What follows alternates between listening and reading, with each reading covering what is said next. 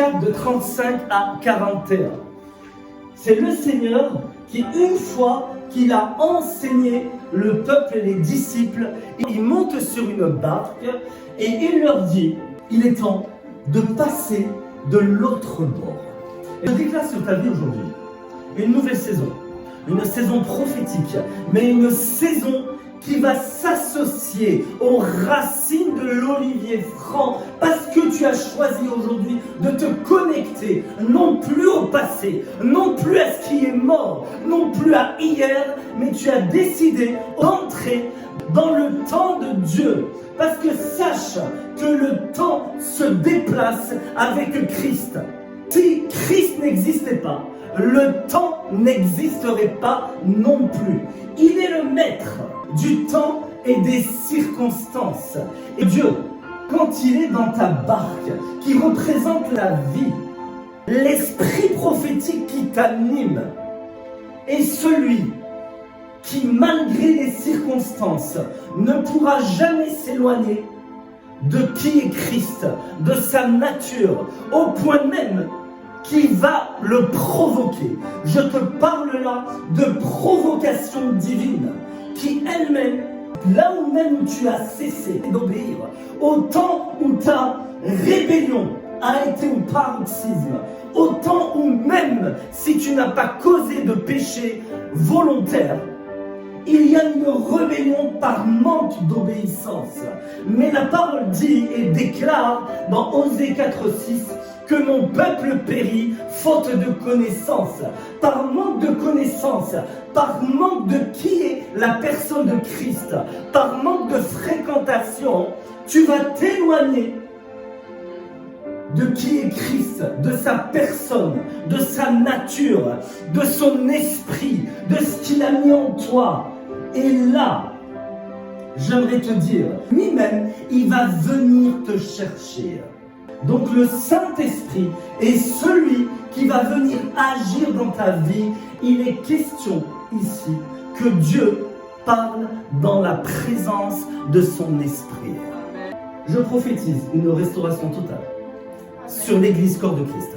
Je prophétise qu'il y a des nouveaux changements, une nouvelle dimension prophétique qui va s'attacher à toi, qui va te submerger, qui va te remplir. Que tu sois noyé dans le fleuve du Saint-Esprit aujourd'hui même.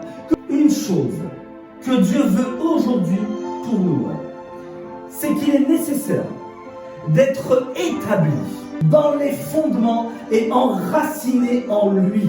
Puisque Christ est l'apôtre par excellence, sache que les ministères de prophètes, d'apôtres, sont des ministères de fondement, d'où de t'établir et de t'asseoir. Parce que la parole dit que tu es assis en Christ, lui qui siège à la droite du Père, mais que nous sommes dans les lieux célestes.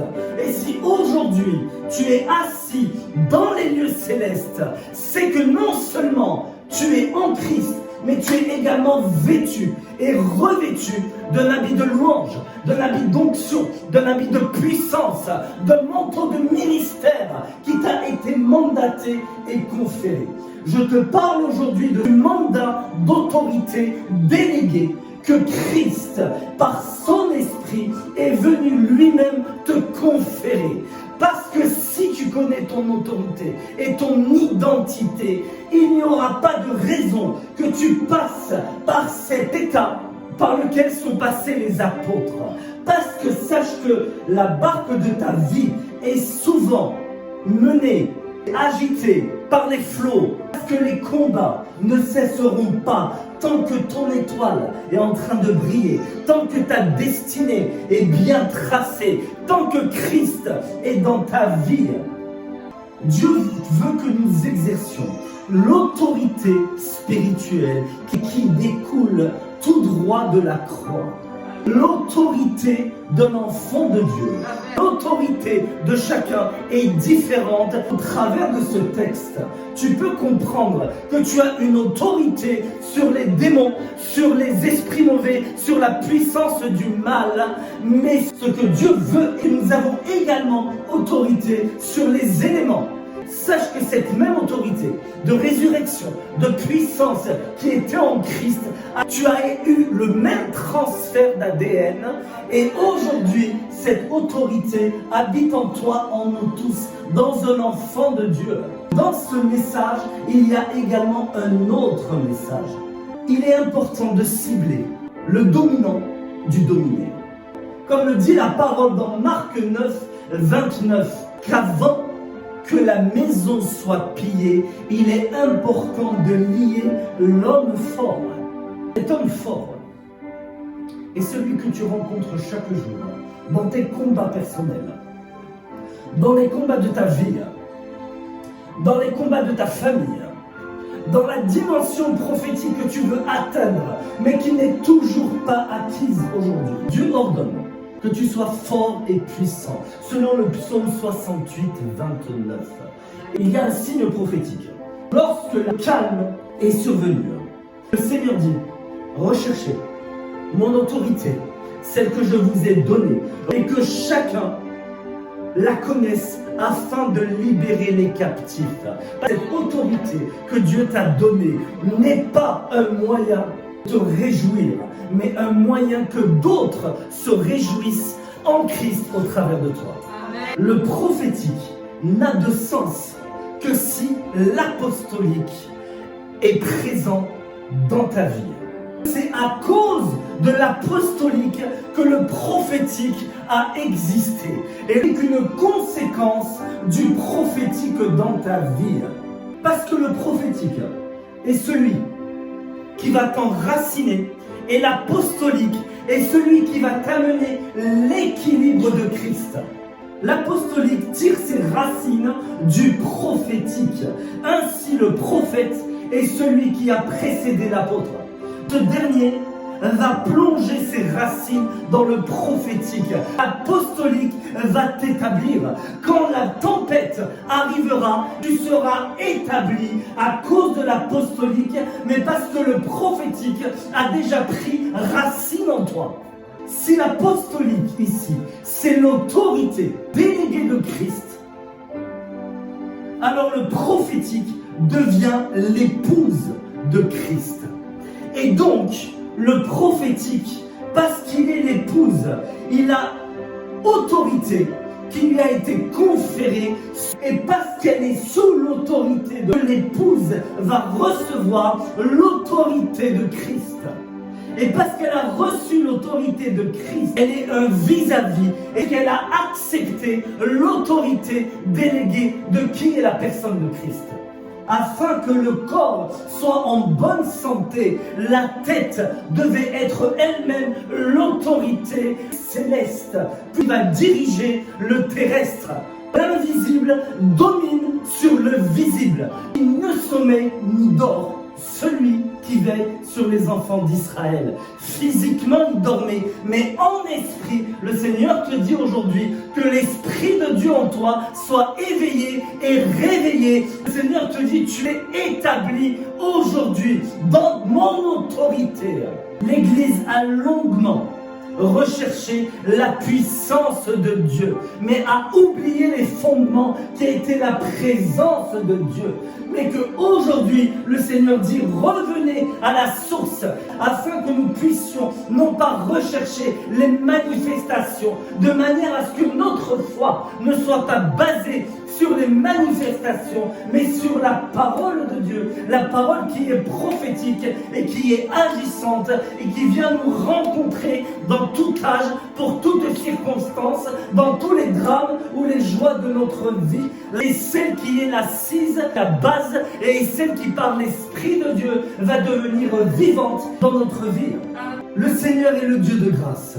Et celui qui n'est pas venu condamner ni les apôtres ni ce monde. Mais souvent nous avons le langage, le vocabulaire de la grâce, mais nous n'avons pas la matière ni la substance de la grâce. Et il est facile pour nous d'accuser, de proclamer que tel ou tel est faux prophète, que tel n'a pas obéi à la parole de Dieu, qu'il est facilement simple de pointer du doigt. C'est que nous envoyons déjà le jugement et la parole de Dieu. Nous avons été touchés par cette grâce. que nous avons le droit de nous tromper, que nous avons le droit à l'erreur. Parce que le Seigneur ne confie pas son royaume à des bébés spirituels, mais à des adultes qui ont su rester des enfants. Nous voyons très peu de guérison, très peu de manifestations du Saint-Esprit. Parce que, aujourd'hui, le Seigneur nous dit qu'il connaît la source de notre rébellion, de ce qui a altéré son amour dans notre vie. Il connaît où se situe la blessure et l'entaille de notre cœur. Et c'est à cause de ce rejet. Et c'est pour cela que l'huile du Saint-Esprit et l'eau de la parole de Dieu doit couler, submerger, doit entrer dans notre barque, dans la barque de notre vie, tout comme les flots ont submergé la barque des apôtres. C'est le fleuve du Saint-Esprit qui doit nous submerger afin qu'il puisse venir pour penser, pour cautériser l'empreinte de la déformation de notre identité. Notre identité est connue du monde spirituel, est connue des anges, est connue même des démons et du diable. Mais des enfants de Dieu ne savent pas qui ils sont en Christ, quelle est leur identité, quelle est leur autorité. Parce que si nous connaissons l'identité qui est en Christ, c'est que nous avons fréquenté la personne du Saint-Esprit, c'est qu'il nous a révélé qui nous sommes en lui et ce que nous allons faire pour lui. Et donc il nous a révélé notre identité, l'autorité qui nous a été déléguée n'est pas tellement prise en compte, n'est pas pleinement prise et absorbée. Esprit de Dieu, que tu effaces pleinement toute entaille, toute blessure et que tout protocole religieux puisse tomber aujourd'hui à terre, s'écrouler, afin que nous puissions vivre dans une pleine grâce, que nous puissions nous approcher de toi tel que nous sommes, que nous puissions réaliser que tu nous as aimés le premier et parce que tu t'es livré, tu nous as tout donné et que nous sommes tes co-héritiers et héritiers du Père. Par notre relation intime avec le Saint-Esprit, un feu, c'est une étincelle qui est produite par l'eau, alors que l'eau dans ce monde est en train d'éteindre le feu. Mais le feu du Saint-Esprit est celui qui va se déclencher par l'eau de la parole, qui va venir mettre une empreinte sur toi. Et cette réaction chimique va provoquer une étincelle. Et cette étincelle va animer en toi le feu du prophétique, le feu du réveil. Celui qui va être envoyé par Dieu seul pour cette fin des temps, parce que le Seigneur dit aujourd'hui qu'il revient bientôt et que le réveil est celui qui va toucher son Église, son épouse, qui est sans tache, ni ride, ni rien de semblable. C'est le feu du réveil qui aujourd'hui va nous embraser et qui va être communiqué parce que tu es un réveil vivant, tu es un réveil prophétique dans ta vie. Nous puissions nous laisser entraîner dans cette vague de l'Esprit, nous laisser entraîner dans ce tourbillon de Christ, le tourbillon du Saint-Esprit, parce que s'il nous emmène dans les profondeurs, c'est parce que nous allons être dans les hauteurs. L'Église prophétique est celle qui va agir dans la présence de Dieu, en s'appuyant sur sa parole, mais en étant dans sa puissance.